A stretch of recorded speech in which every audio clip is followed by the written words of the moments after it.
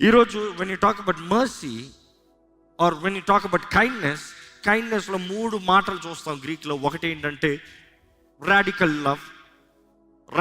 Love. దేవుని ప్రేమను అధికంగా పొందిన వ్యక్తి ఆ ప్రేమను కనబరుస్తాడంట. కనబరిచేటప్పుడు ఏ హద్దులు ఉండవంట, కండిషన్స్ ఉండవంట.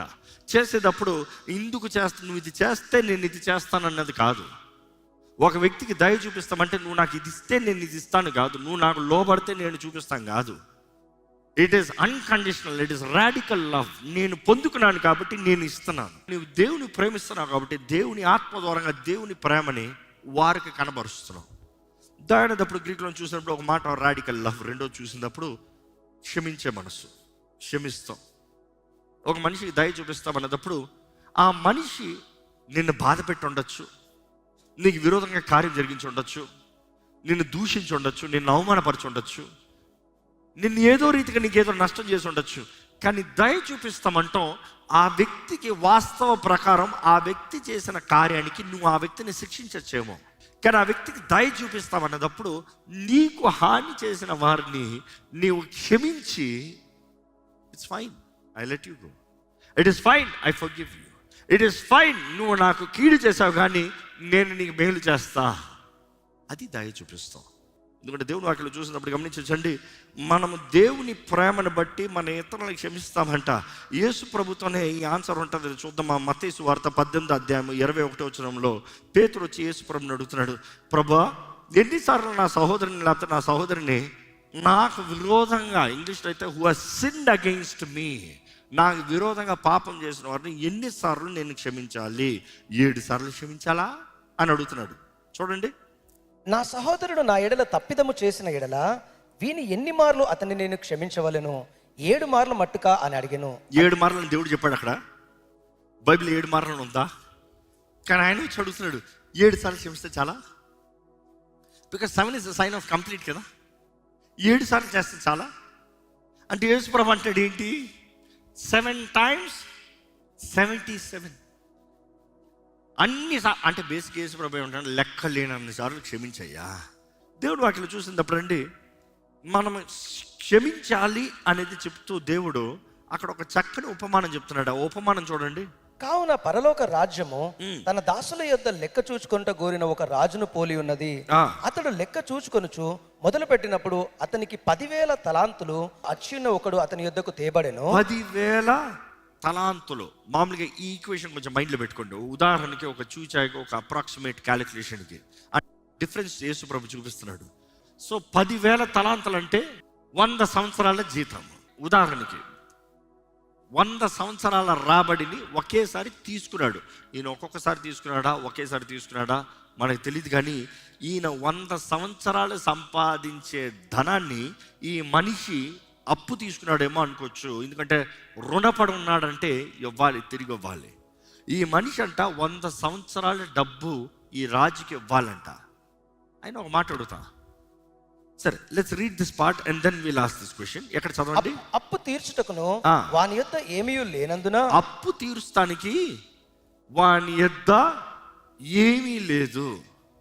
ఆ యజమాని ఏమంటున్నాడు, రాజు ఏమంటున్నాడు చూడండి. అక్కడ వాని యజమానును వానిని, వాని భార్యను, పిల్లలను, వానికి కలిగిన యావత్తును అమ్మి అప్పు తీర్చవలనని ఆజ్ఞాపించను. ఏమని ఆజ్ఞాపించాడు? ఇదిగో నువ్వు నాకు రుణపడి ఉన్నావు, నీ భార్యని, నీ పిల్లల్ని అందరిని అమ్మి, అంటే ఏంటి, బానిసలుగా అమ్మి నా రుణాన్ని తీర్చాలి. కానీ ఆ వ్యక్తి ఏం చేశాడు చూడండి. కాబట్టి ఆ దాసుడు అతని ఎదుట సాగిలపడి మ్రొక్కి, నా ఎడల ఓర్చుకునుము, నా ఎడల ఓర్చుకునుము, నీకు అంతయు చెల్లింతును అని చెప్పగా, నా ఎడల ఓర్చుకును, be patient with me, please be patient with me, నా ఎడల ఓర్చుకో, నేను అంతా తిరిగిస్తా. 100 సంవత్సరాల డబ్బు నేను నాశనం చేసినోడు ఎక్కడి నుండి తెస్తావు? Reality is that you can never give. నువ్వు ఇవ్వలేవంట, ఓర్చుకొని అడుగుతూ కూడా వేస్తే. కానీ నువ్వు అడిగిన విధానాన్ని బట్టి యజమాని నీకేం చూపించాడు? దయను చూపించాడు. చదవండి. ఆ దాసుని యజమానుడు కనికరపడి వానిని విడిచిపెట్టి, కనికరపడినప్పుడు what he has felt and what he has shown. He shown kindness. And ఇంగ్లీష్లో చూసినప్పుడు he took pity on him. దయను చూపించి ఏం చేశాడంట? వానిని విడిచిపెట్టి వాని అప్పును క్షమించెను. వాడిని అప్పుని క్షమించాను. ఆ మాటకు అర్థం ఏంటంటే క్యాన్సిల్ ఇస్ డెప్ట్ అని ఉంటుంది ఇంగ్లీష్లో. అప్పంట కొట్టేశాడంట. తిరిగి ఇస్తానన్న వాడికి కొట్టేస్తానికి అవసరం ఏముంది? రాజుకి తెలుసు, యజమానికి తెలుసు, నువ్వు ఎప్పటికీ కట్టలేవు. సరే నువ్వు బతిమలాడుతున్నావు కదా, నువ్వు తగనోడివే, నువ్వు ఎంత తీసుకున్నాడువే, కానీ నువ్వు అడుగుతున్న దాన్ని బట్టి సరేలే పర్వాలే, భార్య పిల్లలు అంటున్నాడు, నీ భార్య పిల్లల జీవితంలో నేను ఎందుకు పాడు చేయాలి, సరే పోయా అని చెప్పి మొత్తం కొట్టేశాడంట.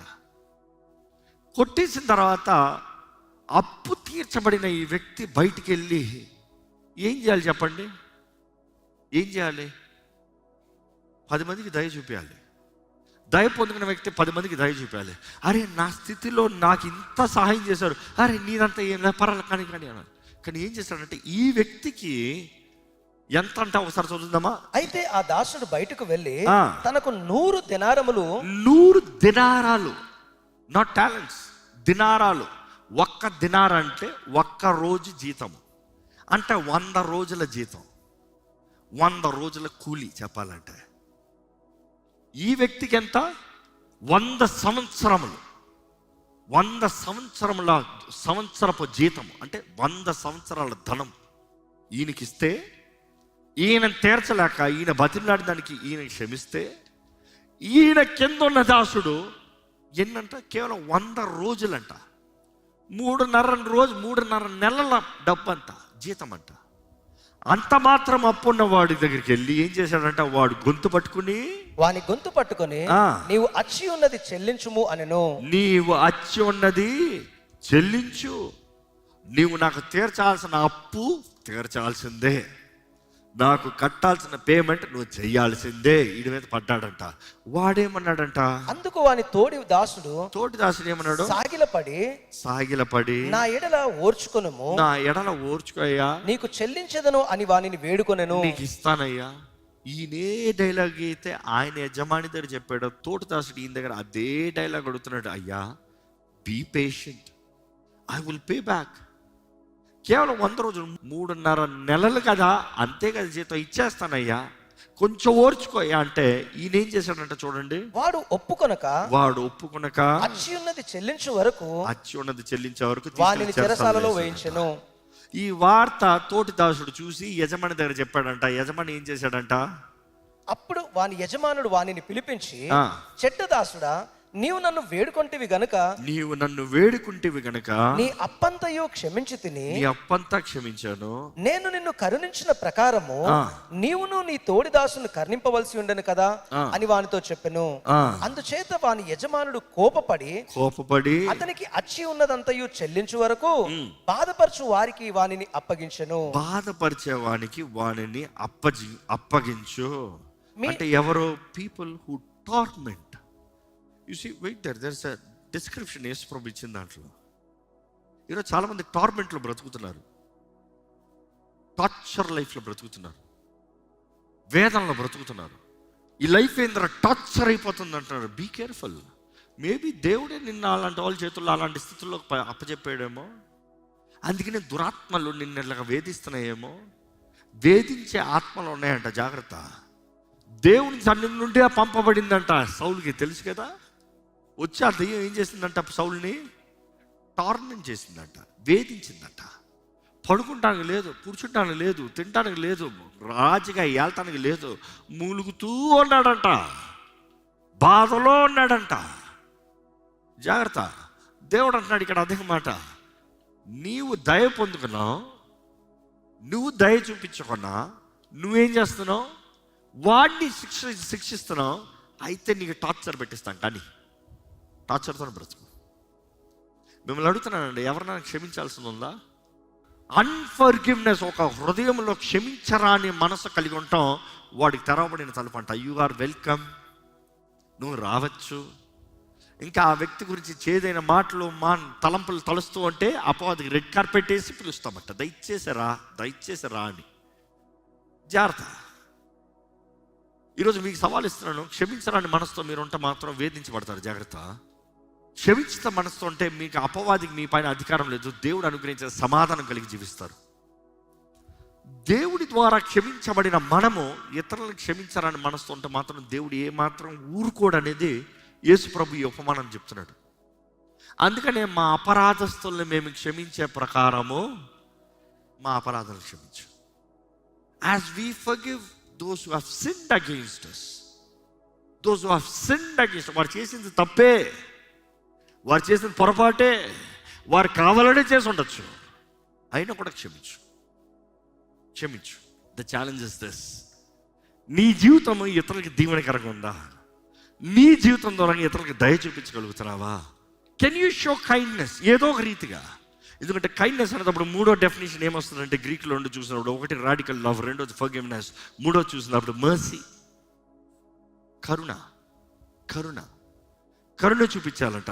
దేవుడు వాక్యం మనం చదివినప్పుడు చూస్తాము, దేవుడు యేసు ప్రభు అంటాడు, మీ పరలోకపు తండ్రి కరుణ కలిగిన దేవుడు కాబట్టి మీరు కూడా కరుణ కలిగిన వారు ఉండాలి.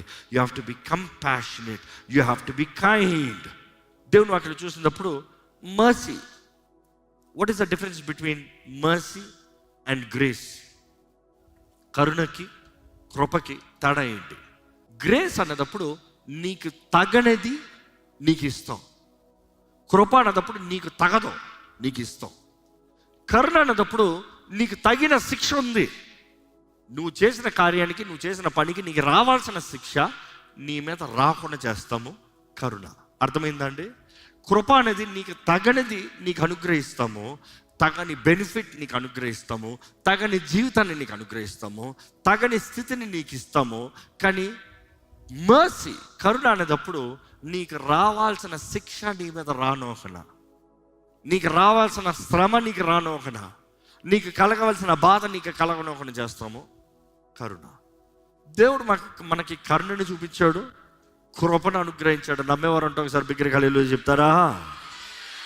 వెన్ వి సే మర్సీ, దేవుడు అక్కడ చూస్తాము, mercy is always to say okay, ఈ వ్యక్తికి ఇది తగ్గకపోవచ్చు, can yet I still choose to do it. ఈ వ్యక్తికి ఈ శిక్ష రావచ్చు, కానీ yet I still choose to forgive. ఇదిగో ఈ వ్యక్తి ఈ స్థితిలో ఉన్నాడు, ఈ వ్యక్తికి లెట్ మీ షో మర్సీ, జాలి చూపిద్దాము. జాలి. యేసు ప్రభు దగ్గర చూసినప్పుడు ఆయన బోధిస్తూ ఉంటే ఎంతోమంది అనారోగ్యులు ఆయన దగ్గరికి వచ్చారంట, వివిధ వ్యాధి కలిగిన వారు వచ్చారంట, దురాత్మల ద్వారా వేధించబడుతున్న వారు వచ్చారంట. అక్కడ రాయబడిన జీసస్ హ్యాడ్ కంపాషన్, వారి పైన జాలి చూపించి ఆ జాలిని బట్టి వారందరిని ముట్టి స్వస్థపరిచాడంట, వారందరిని దీవించాడంట, వారందరికి కావాల్సిన సహాయం ఇచ్చాడంట. You see having compassion. I'm challenging you, do you have compassionate heart? జాలి కలిగిన మనసు. చూసి దేవుని వాక్యం చూసినప్పుడు కొలొస్సీయులకు రాసిన పత్రిక 3:12 ఒకసారి చదువుదామండి. కాగా దేవుని చేత ఏర్పరచబడిన వారును పరిశుద్ధులను ప్రియులైన వారికి తగినట్లుగా, ప్రియులైన వారు అగినట్లుగా జాలి గల మనసును, జాలి కలిగిన మనస్సు, దయాలత్వము, వినయమును, సాత్వికము, దీర్ఘశాంతమును ధరించుకోండి. దేవునికి అంగీకారమైన ఈ రీతిగా ఈ వస్త్రములు ధరించుకోండి. ఇంకో మాట చెప్పాలంటే ఈరోజు ఏం ధరించుకుని వచ్చారు? మీరు వేసుకున్నాను బయట బట్టలు కాదు నేను చెప్పేది. It is an attitude that you carry. It is an attitude that you carry. కొన్నిసార్లు కొన్ని స్థలాలకు వెళ్ళేటప్పుడు కొన్ని యాటిట్యూడ్స్ క్యారీ చేస్తాం. సింపుల్, మీ ఆఫీస్లో చూడండి, కొంతమంది మీద ఎగరాలంటూ ఓ ఇల్లు యాటిట్యూడ్ ఇట్లా ఉంటుంది. అదే బాస్ దగ్గరికి వెళ్ళేటప్పుడు sir sir sir sir sir attitude మారిపోతుంది. It is then attitude that you carry. ఇక్కడ చూసినప్పుడు దేవుడు అంటున్నాడు, ఇదిగో దేవునికి అంగీకారమైన, దేవుని వాటిని తెలియజేయబడుతుంది, దేవునికి అంగీకారమైన ఈ మనస్సు, ఈ యాటిట్యూడ్, ఈ బాడీ లాంగ్వేజ్, ఈ రీతిగా దీన్ని ధరించుకుని వెళ్ళు, దీన్ని ధరించుకుని జీవించు. మీరు దేవుని బిడ్డలుగా కనబరచబడినట్లుగా ఈ రీతిగా బ్రతకండి. 3 మాటలు చెప్పాను కైండ్నెస్కి, గ్రీక్ నుండి ఆ మాటలు ఏంటి? ఆ మాటలు చెప్పండి. ఒకటి రాడికల్ లవ్, మామూలు లవ్ కాదు, మామూలు ప్రేమ కాదు. ఆ గొప్ప ప్రేమ అనుభవించే వ్యక్తివి ఇతరులకి ప్రేమను సులభంగా పంచేస్తావు, ప్రేమను చూపిస్తావు. వాళ్ళు ఏదో చేస్తాను కాదు, నువ్వు ప్రేమను పొందుకున్నా కాబట్టి నువ్వు చేస్తావు. నీకు ఇవ్వబడింది కాబట్టి నువ్వు ఇస్తున్నావు, నువ్వు అనుభవిస్తున్నావు కాబట్టి నువ్వు ఇస్తున్నావు, నువ్వు చేస్తున్నావు. రెండోది ఏంటి? ఫర్గివ్నెస్.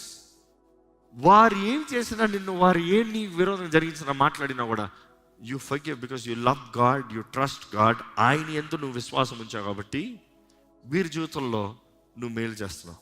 మూడోది ఏంటి? మర్సీ, కరుణిస్తాం. వారు అర్హులు కాకపోవచ్చు ఆ కరుణను పొందుకుంటానికి. ఇంకో మాటలు చెప్పాలంటే, they would not be worthy to receive that opportunity, they would have deserved punishment.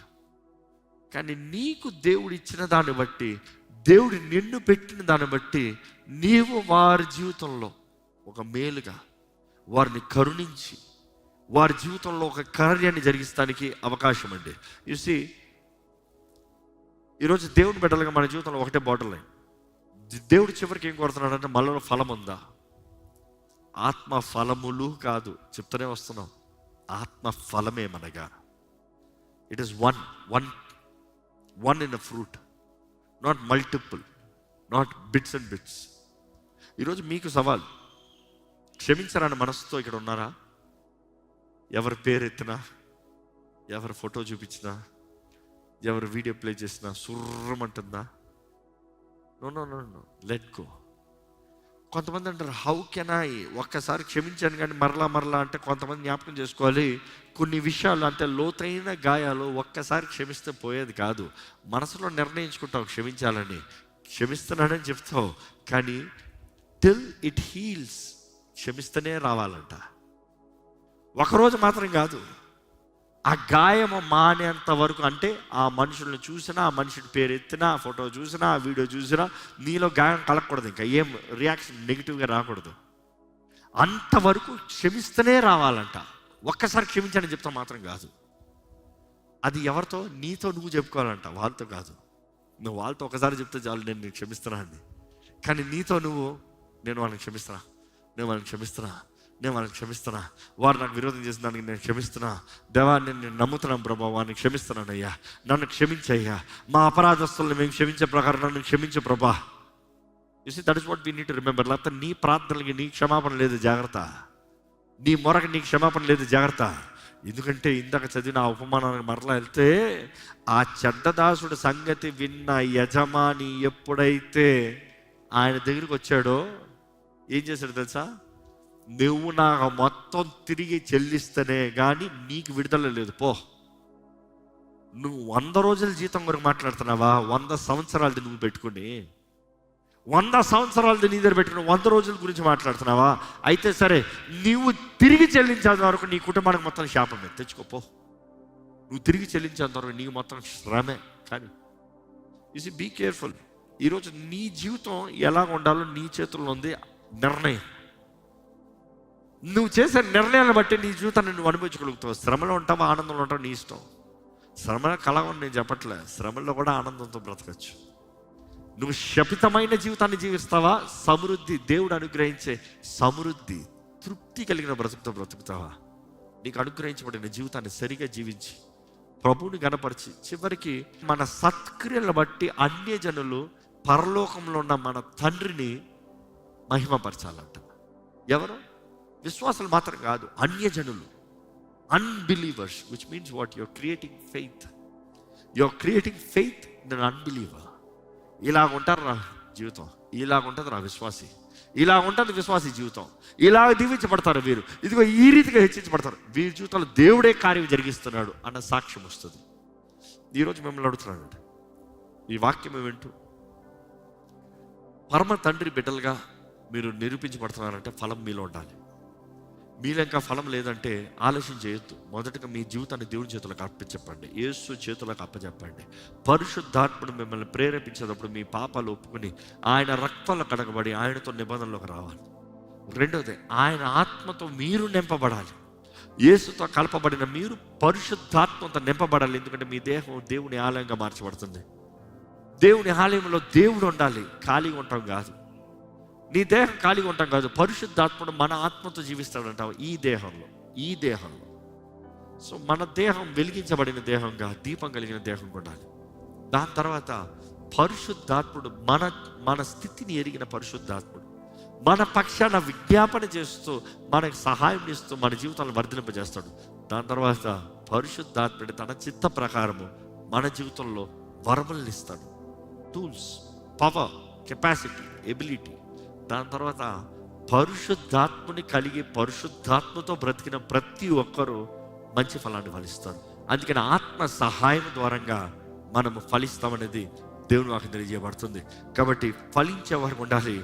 దేవుడు ఈరోజు మీతో మాట్లాడుతున్నాడంటే ఎక్కడ తలలోంచి అడగండి, దేవుడు నన్ను ఏం చేయమంటావయ్యా, నన్ను ఎలా బ్రతకమంటావయ్యా? దేవుని వాక్యం తెలియజేయబడుతుంది, blessed are those who are merciful for they will be shown mercy. కరుణించే వారు ధన్యులు, వారు కరుణ పొందుకుంటారంట. లూకాసు వార్త 6:36లో యేసు ప్రభు చెప్తాడండి, be merciful just as your father is merciful. అక్కడ క్లియర్ తెలియజేయబడుతుంది, మీ తండ్రి కరుణించే మీ తండ్రి, దాన్ని బట్టి మీరు కరుణ చూపియండి, మీరు కరుణ చూపియండి. దేవుని ప్రేమ దీని ద్వారా చూపించబడుతుందండి. ఆయన కుమారుడు మనకు అనుగ్రహించాడు కదా, మనల్ని కరుణించి మన స్థితిని చూసి మనంతటా మనం ఇంకా బయటికి రాలేమని, విడుదల పొందలేమని దేవుడు తన కృపని మనకు అనుగ్రహించాడు కదా. కృప ద్వారానే మనం రక్షించబడ్డాం. దేవుడు ఆయన కరుణను మనపై చూపించి మనకు రావాల్సిన శిక్ష మనకు రాకుండా చేశాడు. దేవుని వాక్యంలో తెలియజేయబడిన రీతిగా దేవుడు మోషేతో అంటాడు, నేను ఎవరిని కరుణించాలో వారిని కరుణిస్తాను, ఎవరికి జాలి చూపించాలో వారికి జాలి చూపిస్తాను. దేవుడు అంటే నా ఇష్టం, నేను చూపిస్తాను.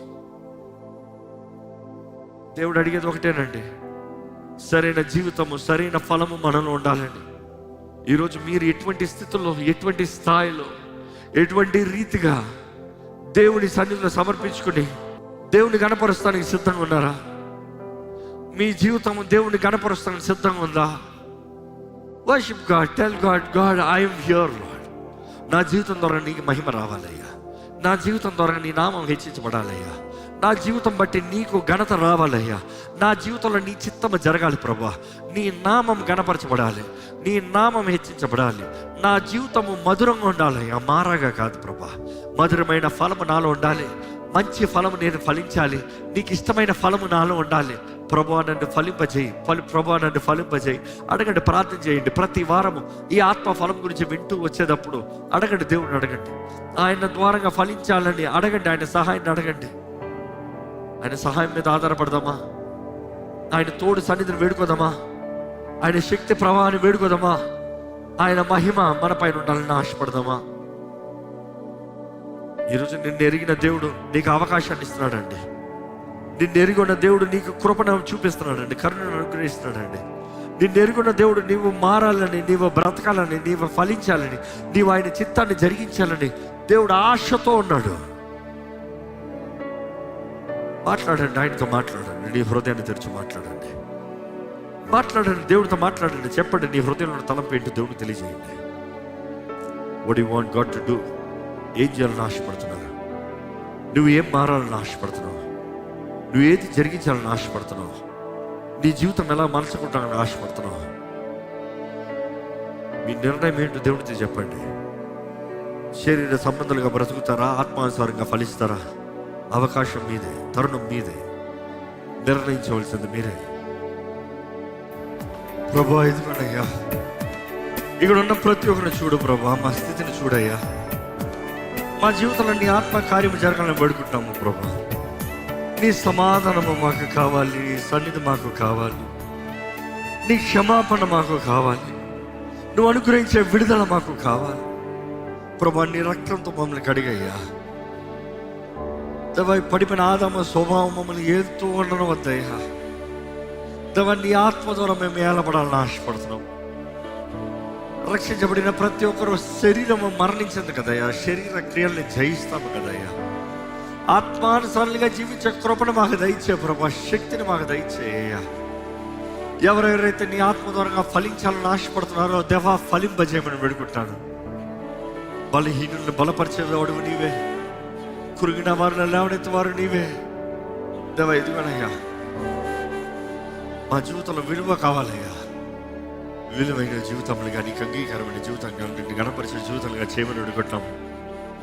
దుష్టుడికి అధికారం మా పైన ఉండనవద్దు. దుష్టుడి బిడ్డలకు మేము బ్రతకమయ్యా, నీ బిడ్డలుగా బ్రతుకుతాం, నీ సొత్తుగా బ్రతుకుతాం, నీ సాక్షులకు బ్రతుకుతాం. మా జీవితాలను బట్టి నీ నామం మహిమపరచబడాలయ్యా. నీ రాజ్యము ఈ భూమి పైన స్థాపించబడాలి. నీ రాజ్యంని కట్టే వారికి ఇక్కడ ఉన్న ప్రతి ఒక్కరిని చేయి. నీ రాజ్యం కొరకు పనిచేయ వారికి ఇక్కడ ఉన్న ప్రతి ఒక్కరిని చేయి. వారికి ఇవ్వబడిన తలాంతులు, జీవితము, అవకాశములు, ప్రతి వరములు నీ మహిమాంతమే బాధపడాలయ్యా. నీ నీతి, నీ రాజ్యము మొదటి వెతికిన సమస్తం అనుగ్రహించబడుతున్నాను ప్రభా. ఇదిగో ఇక్కడ ఉన్న ప్రతి ఒక్కరి జీవితంలో నీవే సమస్తము అనుగ్రహించు. నీ కొరకు త్యాగపూర్వకంగా జీవించిన వారి జీవితంలో నీ నామం గణపరచబడేలాగా గొప్ప కార్యాలు జరిగించే దేవుడు అయ్యా. ఇదిగోనయ్యా, ఈ స్వార్థ లోకంలో నాకేమొస్తుందా, నాకేమిస్తావా, నాకేంటని చివరికి నీ దగ్గరకు వచ్చినప్పుడు కూడా ఏదో ఒకటి పొందుకుని వెళ్తామనే వచ్చేవారు కొన్నారు. కానీ ప్రభా, నీ కొరకు బ్రతకాలని ఆశపడేవారు చాలా తక్కువ కదా ప్రభా. కానీ నువ్వు ఎదురు చూసేది నీ బిడ్డలుగా బ్రతకాలని, నీ రెక్కల చాట్లు ఉండాలని, నీ నీడ నుండి నేను ఆశ్చర్యదుర్గంగా చేసుకోవాలని నువ్వు ఆశపడుతున్నావయ్యా. ప్రభా, ప్రతి హృదయాన్ని చూడు, ప్రతి జీవితాన్ని చూడు, ప్రతి స్థితిగతులను చూడు. అన్నీ ఎరుగున ప్రభా, అన్నీ చూస్తున్న దేవా, నీవే కార్యం జరిగించాయా. ఈరోజు ఈ ఆలయంలో అడుగుపెట్టిన ప్రతి ఒక్కరితో నువ్వు మాట్లాడేవని నమ్ముతున్నాం. కానీ వారి జీవితాలకు కావాల్సిన విడుదల, స్పష్టత, దృష్టి దైత్యమని అడుగుంటానయ్యా. అపవాది ద్వారా ఏర్పడే వారికి ఎవరు ఉండనవద్దు. అపవాది ద్వారా దోచుకోబడే వారికి ఎవరు ఉండనవద్దు. అవమానపు బ్రతుకు ఇక్కడ ఎవరికి ఉండనవద్దు ప్రభా. బూడిదగా ప్రతిగా పూదండని ఇస్తానన్న ప్రభా. తన స్తుతి వస్త్రం, ఆనంద తైలాన్ని ఇస్తానన్న ప్రభా. నీ ఆత్మ ద్వారా నువ్వు అనుగ్రహించేటప్పుడు మా జీవితంలో సమాధానంతో, ఆనందంతో, ప్రేమతో, దీర్ఘ శాంతముతో, దయాళత్వంతో, మంచితనంతో, సాత్వికంతో, ఆశానిగ్రహంతో మేము బ్రతుకుతాం కదా ప్రభా. విశ్వాసముతో బ్రతుకుతాం కదా ప్రభా. ఇదిగో ప్రభా, నీ ఆత్మ ద్వారా ఫలించాలని ఈ సిరీస్ మేము ధ్యానిస్తూ, ఆత్మ ఫలం గురించి ధ్యానిస్తూ ఉండొచ్చునుగా మాలో కావాల్సిన ఆశ దయచే, దృష్టి దయచే. మా స్థితిని మేము గ్రహించి నిజంగా మాలో ఫలం ఉందా. ఎందుకంటే చివరికి నువ్వు ఫలించాలని ఆశపడుతున్నావు. ఫలించని ప్రతి కొమ్మని నరికేస్తానంటావు. ఫలించని జీవితాన్ని తృణీకరిస్తానంటావు. చెడు ఫలము ఫలించినప్పుడు నువ్వు అసహించుకుంటున్నావు ప్రభు. నిన్ను సంతోషపెట్టే ఫలము మాను ఉండటానికి, నిన్ను ఘనపరిచే జీవితాలు మేము కలిగి జీవిస్తానికి నీవే కృపను అనుగ్రహించమని ప్రభు యేసు నామములో అడిగి వచ్చినాం తండ్రి. ఆమేన్.